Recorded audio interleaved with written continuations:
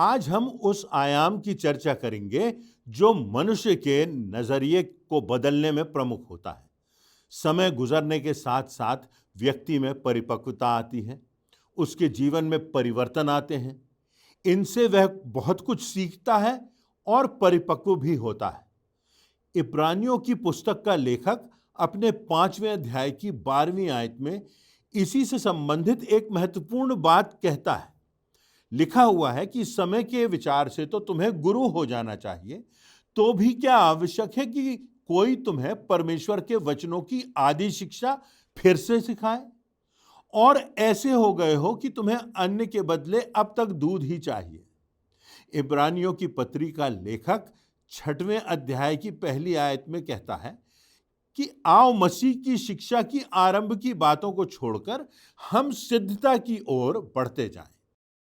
तो आज के संदर्भ में मैं आपसे ये कहना चाहता हूं कि ऐसा हमारे साथ भी होता है कि समय के साथ साथ हमारी जिंदगी में परिपक्वता आना चाहिए, परंतु कितनी बार हम सीमित हो जाते हैं और हमारे जीवन और नजरिए में वो उथलापन बना रहता है।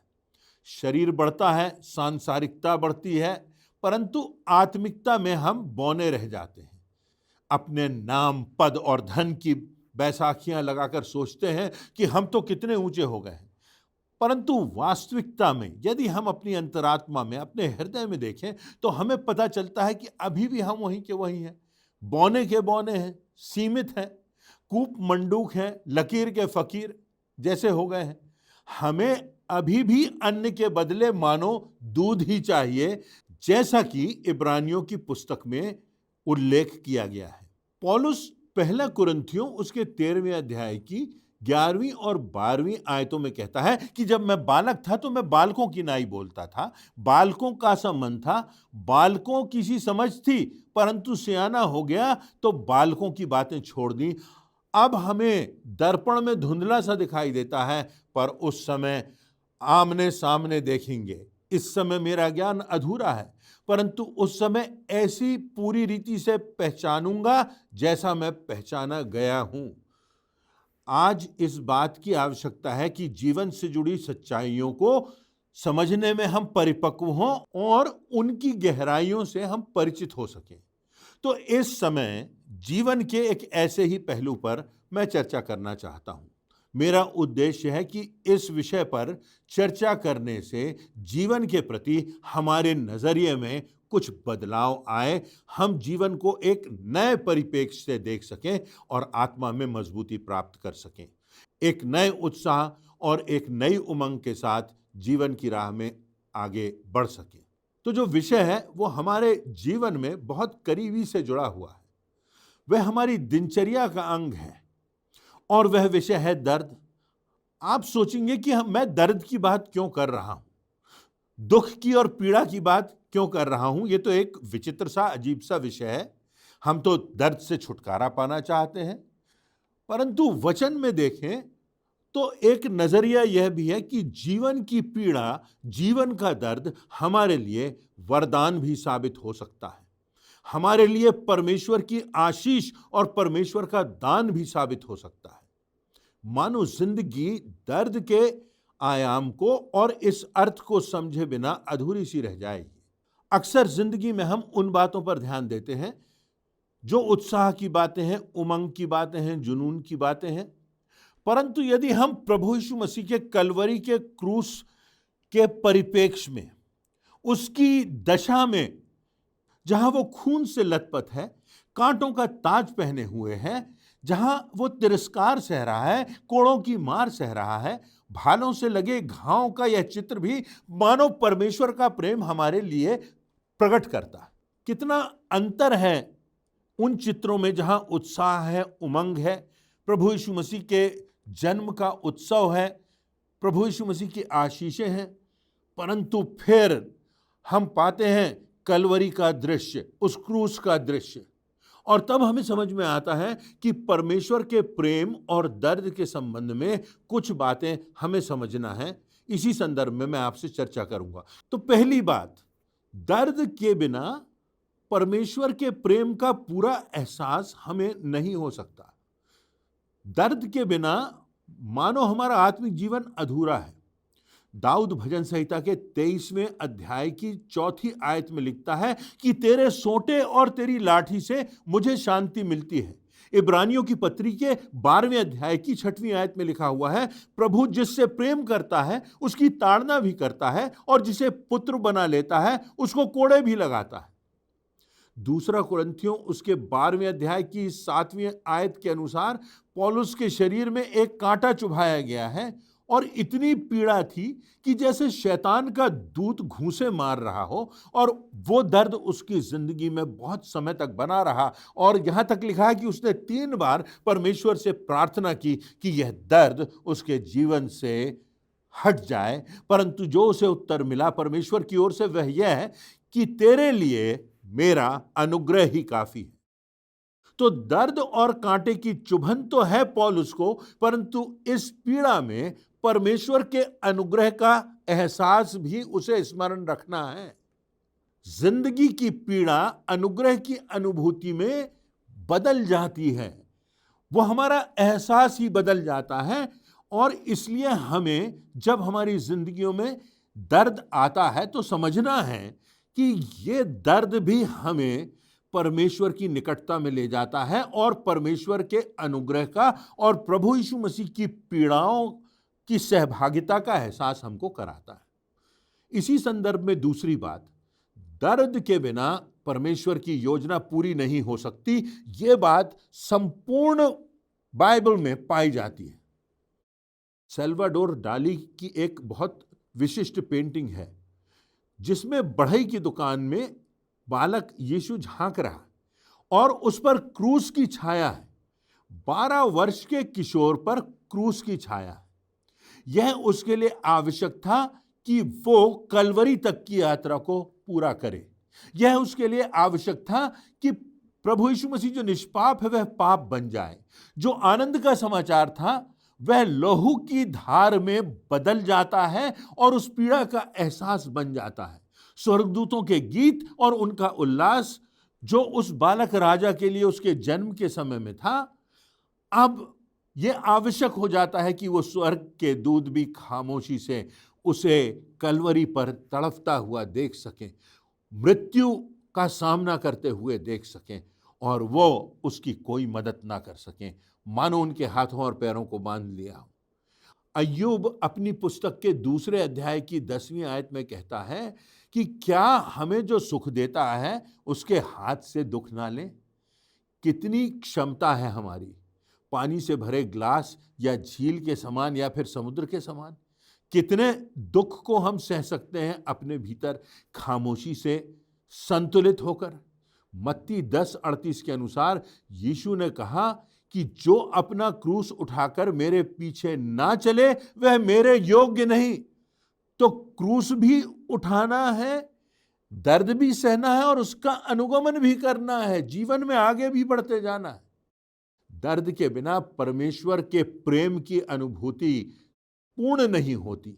दर्द के बिना परमेश्वर की योजना पूर्ण नहीं होती। तीसरी बात इसी संदर्भ में हम देखेंगे कि दर्द हमारी जिंदगियों को दिशा दे जाता है।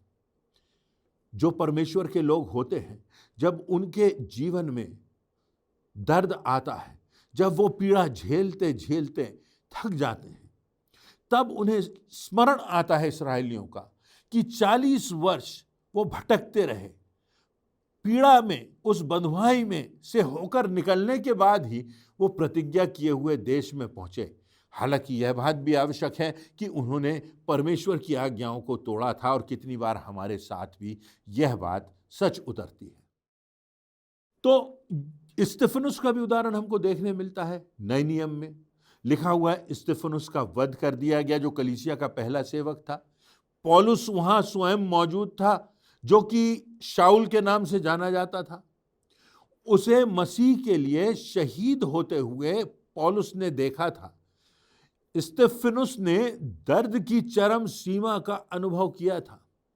फिर पौलुस के जीवन में दमिश्क के मार्ग पर प्रभु का दर्शन पाने के बाद 3 दिन तक पौलुस अंधत्व की स्थिति में रहा, मूर्छित हो गया और जब उसकी आंखें खुली, जब पीड़ा उसके जीवन से दूर हुई, तो उसके जीवन को एक नई दिशा मिली। हबक्कुक नबी परमेश्वर से पूछता है कि धार्मिकता का खून क्यों हो रहा है, अधर्म की विजय क्यों हो रही है, और दर्द से वह मूर्छित हो जाता है। और तब उसे परमेश्वर का उत्तर मिलता है, और जब परमेश्वर का उत्तर उसे प्राप्त होता है तो हबक्कुक को एक नया आयाम दिखाई देता है, मानो उसके जीवन को एक नई दिशा मिल जाती है। और तब हबक्कुक अपनी पुस्तक के 3 अध्याय की 17वीं और 18वीं आयतों में कहता है, क्योंकि चाहे अंजीर के वृक्षों में फूल ना लगे और ना दाखलताओं में फल लगे, जलपाई के वृक्ष से केवल धोखा ही पाया जाए, और खेतों में अन्न ना उपजे, भेड़शालाओं में भेड़ बकरियां ना रहें, और ना थानों में गाय बैल हों, तो भी मैं यहोवा के कारण आनंदित और मगन रहूंगा और अपने उद्धारकर्ता परमेश्वर के द्वारा अति प्रसन्न रहूंगा। दर्द से, मूर्छा से पैदा हुई हबक्कुक के विश्वास की गवाही, उसके विश्वास का गीत दर्द से गुजरकर हबक्कुक के जीवन को एक नई दिशा दे जाती है और उसकी मानसिकता बदल जाती है। चौथी बात, दर्द के संदर्भ में, दर्द से हमारा जीवन बहुतायत से आशीषित भी होता है। हवा ने परमेश्वर की आज्ञा को ठुकराया, पाप किया। परमेश्वर ने स्त्री को शापित किया, उनसे कहा, मैं तेरे प्रसव की पीड़ा को बढ़ाऊंगा। परंतु प्रसव की पीड़ा सहने पर परमेश्वर स्त्री को आशीषित करेगा और आज भी करता है। पुरुष को शाप दिया कि मेहनत करने पर, कठिनाई से गुजरने पर ही वह रोटी कमा सकेगा, परंतु जब पुरुष श्रम करता है तो परमेश्वर उसे आशीषित करता है। दर्द में परमेश्वर की सामर्थ हमारे जिंदगियों में कार्य करती है और हमको मजबूत बनाती है। 2 कुरिन्थियों उसके 12वें अध्याय की 9वीं आयत में पौलुस लिखता है, मैं बड़े आनंद से अपनी निर्बलता पर घमंड करूंगा कि मसीह की सामर्थ मुझ पर छाया करती रहे। तो दर्द आशीष का कारण भी बन जाता है। कितने लोग हैं जब दर्द आता है उनके जीवन में तो वो एक ऐसे दोराहे पर होते हैं, या तो वो परमेश्वर से दूर चले जाएं, परमेश्वर के अस्तित्व को ही वो नकार दें, या फिर परमेश्वर के निकटता में आ जाएं और उस क्रूस की छाया में आ जाएं और प्रभु यीशु मसीह के दर्दों का एहसास करते हुए परमेश्वर के प्रेम को समझ सकें, उसके अनुग्रह को समझ सकें, और ये जानें कि इस संसार में जो हमारा जीवन है वो परीक्षाओं से, कठिनाइयों से, पीड़ाओं से, दर्द से गुजरता है, परंतु परमेश्वर की सामर्थ और आशीष भी उस पीड़ा में बनी रहती है और हमारी जिंदगी की गवाही भी ऐसे समय में होती है। आप सोचिए, जब आप सबसे अधिक पीड़ा में रहे हो, जब आपके जीवन का अंधकारमय समय हो और आपने उस समय में परमेश्वर की गवाही दी हो, तो जो आपकी इस गवाही को सुनता है, उस गवाही से आपके विश्वास की सामर्थ्य से, आपके विश्वास के प्रकाश से वो व्यक्ति भी प्रकाशित हो जाता है। पीड़ा में हमारे हृदय की गवाही होती है और व्यक्ति देखता है कि पीड़ा भी इसको परमेश्वर के मार्ग से विमुख नहीं कर सकती। 5वीं और अंतिम बात, दर्द हमारे जीवनों की गवाही बन जाता है। किसी शहर में मेरी मुलाकात एक बुजुर्ग विश्वासी से हुई। उसके हाथ और पैर कटे थे और वो अत्यंत पीड़ा से गुजरा था और यहां तक कि वह बोल नहीं सकता था, परंतु पीड़ा ने उसके विश्वास की गवाही को मजबूत कर दिया। पौलुस अपनी पीड़ाओं और दर्दों का वर्णन करते हुए 2 कुरिन्थियों के 11वें अध्याय की 23वीं से 27वीं आयतों में अपने विश्वास की गवाही देता है और लिखता है, मैं पागलों की नाई कहता हूं, मैं उनसे बढ़कर हूं। अधिक परिश्रम करने में, बार बार कैद होने में, कोड़े खाने में, मृत्यु के जोखिमों में, 5 बार मैंने यहूदियों के हाथ से 39 कोड़े खाए, 3 बार मैंने बेंतें खाई, 1 बार पथरवाह किया गया, 3 बार जहाज जिस पर मैं चढ़ा था टूट गए, 1 रात दिन मैंने समुद्र में काटा। मैं बार बार यात्राओं में, नदियों के जोखिमों में, डाकुओं के जोखिमों में, जंगल के जोखिमों में, समुद्र के जोखिमों में, झूठे भाइयों के बीच जोखिमों में, परिश्रम और कष्ट में, बार बार जागते रहने में, भूख और प्यास में, बार बार उपवास करने में, जाड़े के समय में, उघाड़े रहने में, ये सारी बातें पौलुस की गवाही बन जाती हैं कि विश्वास में आने के बाद वो इन पीड़ाओं से गुजरा, परंतु अभी भी वो जीवित परमेश्वर की गवाही हर समय, हर दिन, हर परिस्थिति में दे रहा है। पौलुस को जेल में बंद कर दिया गया, रोमी शासन ने उस पर अत्याचार किए, अनेक पीड़ाएं उसने सही। आज भी पौलुस की लेखनी उसकी पीड़ा, उसके विश्वास की गवाही बन गई है और आज भी वो हमें आशीषित करती है, प्रभु यीशु मसीह के दूसरे आगमन तक आशीषित करती रहेगी। फिलिपियों के पहले अध्याय उसकी 12वीं आयत में लिखा है, मुझ पर जो कुछ बीता है उससे सुसमाचार ही की बढ़ती हुई है। तो इस समय में, जबकि हो सकता है हमारे जीवन में आनंद का समय हो सकता है हमारे जीवन में पीड़ा का समय हो, तो हम स्वयं को देखें, दर्द के अर्थ को समझें, परमेश्वर के वचनों के परिप्रेक्ष्य में, प्रभु यीशु मसीह के क्रूस के परिप्रेक्ष्य में, उस कलवरी के परिप्रेक्ष्य में अपने जीवन को देखें, अपनी पीड़ा को देखें। और यदि हमारी जिंदगियों में ये कठिनाई का समय है, ये पीड़ा का समय है, तो हम इस बात को जानें कि इसमें भी परमेश्वर की योजना की कोई ना कोई बात है और परमेश्वर की योजना इस परिस्थिति से भी हमारे जीवन में एक गवाही के रूप में प्रज्वलित होगी। दर्द के बिना परमेश्वर का प्रेम हमारे जीवनों में, उसका एहसास हमारे जीवनों में कभी पूरा नहीं होता। दर्द हमारी जिंदगी को एक नई दिशा दे सकता है। दर्द से हमारा जीवन आशीषित होता है, क्योंकि हम प्रभु यीशु मसीह की पीड़ाओं में सहभागी हो जाते हैं, यह वचन में लिखा है। और जब हमारी जिंदगियों में, जब विश्वासियों की जिंदगी में दर्द आता है, तो वो जीवन में एक ज्वलंत गवाही बन जाता है।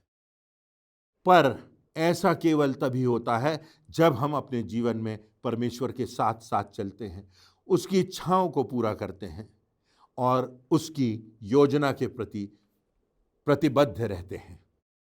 आज के दिन हमने इन बातों पर विचार किया। मेरी आशा है कि इससे आपको आशीष मिली होगी। आपके सोच में, आपके समझ में, आपकी मानसिकता में दर्द के प्रति एक विभिन्न नजरिया होगा जो परमेश्वर के वचनों पर आधारित है। इन वचनों से परमेश्वर आप सबों को बहुतायत से आशीषित करे, ऐसी मेरी प्रार्थना है।